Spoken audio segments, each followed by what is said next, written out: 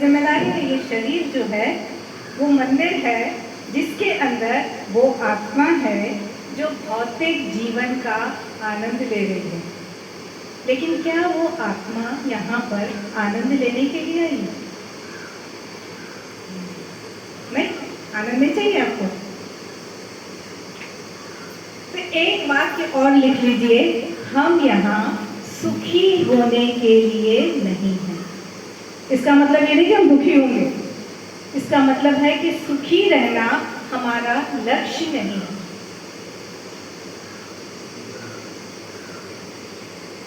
हमारे जीवन का लक्ष्य कुछ और है, हम यहाँ कुछ और करने आए हैं।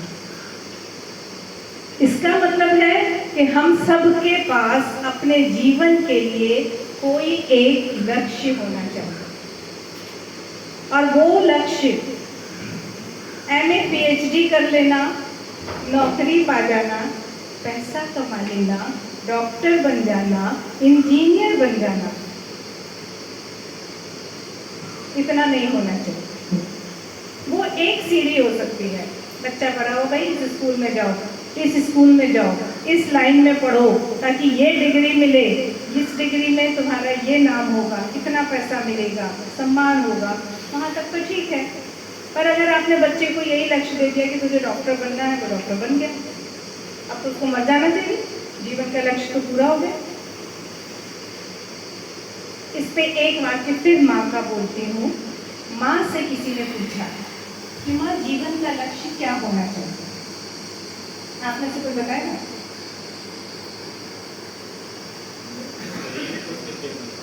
शरीर पर दे देगा। मैं अपनी पीठ ठोकूं या आपकी? समझ में नहीं आ रहा। बहुत सुंदर। माँ ने पूछा, प्रश्न के उत्तर में प्रश्न किया, किस जीवन की बात कर रहे हो? किस जीवन की बात कर रहे हो? अगर साधारण भौतिक सांसारिक जीवन की बात कर रहे हो तो जो हम लोग करते हैं उतना काफी है। कर्तव्य पालन, ईमानदारी के साथ, सच्चाई के साथ अपने कर्तव्यों का पालन करो, एक अच्छे इंसान बने रहो, काफी है। लेकिन अगर उच्च जीवन की बात करते हो, अपने जीवन का स्तर, अपनी चेतना का स्तर ऊंचा करना है, तो सिर्फ और सिर्फ एक लक्ष्य है हमारा, वो है भगवान को जानना, भगवान को पाना। बल्कि इतना ही नहीं, भगवान बन जाना, दिव्य हो जाना। आपने सीधे बता दिया, वो असल में वही है। पर अभी हमारी कहानी पूरी नहीं हुई है, ठीक है? देवता आ गए, देवता ने शक्ति का सहयोग शुरू किया, सृष्टि बनानी शुरू की। सृष्टि पे क्या था? जड़ पत्थर। चेतना अंदर घुसी, नीचे तक गई, अंधकार में फिर ऊपर उठी। चेतना के साथ प्रकाश था, सत्य था, जीवन था, प्रेम था।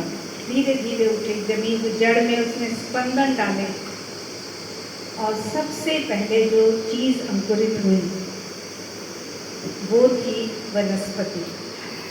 तो सृष्टि का जो विकास हुआ वो वनस्पति जगत से हुआ। छोटे छोटे अंकुर फूटे, घास निकली, तिनके निकले, पौधे आए, फूल खिले, वृक्ष बने, चारों तरफ हरियाली और सुंदरता हो गई। अब जहाँ सौंदर्य है वहाँ ईश्वर है।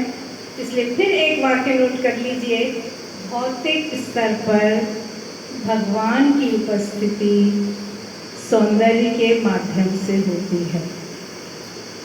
ठीक है, ये बात याद रहेगा। भौतिक स्तर पर भगवान की उपस्थिति सौंदर्य के माध्यम से होती है। तो सुंदरता तो आ गई, हरियाली थी, रंग बिरंगे फूल थे, खूबसूरती थी चारों तरफ, जड़ जमीन जो थी, धरती जो थी, अब लहलहा रही थी। सुंदरता भगवान का पहला पदार्पण हो गया। लेकिन इस सुंदरता को देखने वाला कोई नहीं था, जिससे सत्य का आभास हो सके, प्रेम का आभास हो सके, ज्ञान का आभास हो सके, जीवन का आभास हो सके। जीवन है, पौधे तो तभी बढ़ते हैं, लेकिन उसका आभास नहीं हो रहा था। कोई देखने वाला नहीं था, कोई खुश होने वाला नहीं था, कोई तारीफ करने वाला नहीं था। तब कहते हैं छोटे छोटे कीड़े मकोड़े जन्म लेने लगे, यानी प्राण थोड़ा और मुखरित हुआ, जीव चल रहे थे। धीरे धीरे विकसित होते होते पशु और पक्षी होने लगे। ठीक है, तो वनस्पति जगत के बाद जो जगत विकसित होकर आया वो था प्राण जगत। अभी भी काफी नहीं था, क्योंकि ये जो प्राणी थे वो केवल प्रकृति के साथ चलते थे। प्रकृति ने भूख लगाई, उनको भूख लगी, जो सामने दिया वो उन्होंने खा लिया। पक्षियों को उड़ने में आनंद आता था, वो उड़ गए थे, लेकिन अपना उनका कुछ नहीं था। प्रकृति को विकसित भी होना है, तब भगवान ने सोचा कुछ और होना चाहिए आगे, अब क्या होगा देखता हूँ, क्योंकि अभी भगवान पूरी तरह नहीं थे। भगवान